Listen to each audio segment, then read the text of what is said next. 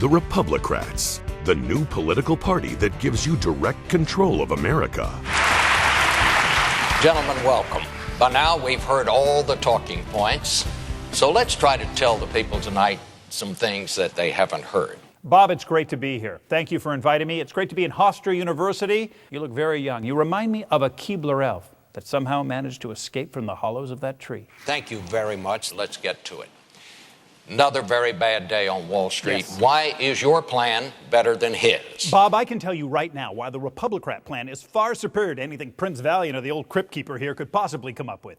I want to bring back the lost American art of begging. That's right. Remember in the 20s, there used to be something called the matchstick girl. She was anorexic, had giant saucer eyes, and she'd sell matchsticks for like a penny. All I know is you couldn't say no to her. I want to bring that back. I would certainly veto every earmarked pork barrel bill. Senator McCain talks a lot about earmarks. That's one of the centerpieces of his campaign. Earmarks, you know what? When are we going to talk about birthmarks? Because I got a doozy. It's like the state of Texas, only in blood vessels. It's disgusting, and yet remarkable. I would have, first of all, across-the-board spending freeze, okay? An across-the-board spending freeze is a hatchet, and we do need a scalpel. That's a hatchet, and then I would get out a scalpel. And then I would take out a shiv. Take that, budget. Oh my God, budget. What have I done? Budget. And scene.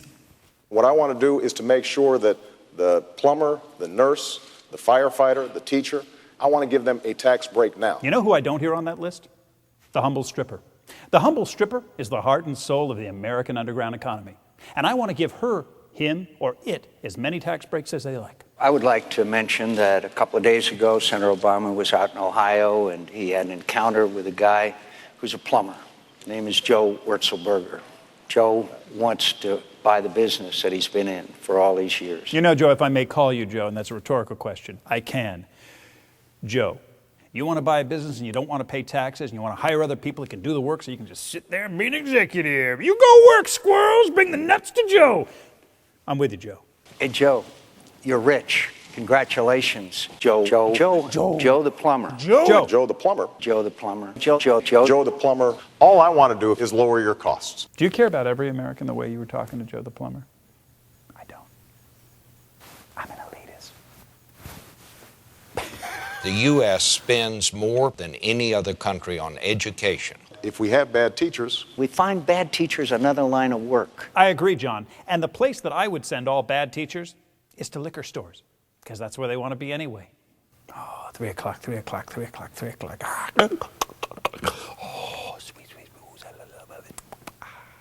Republicrats, you can't kill the dream. The point is that solutions, that's what Sean Masterson is about. F***ers.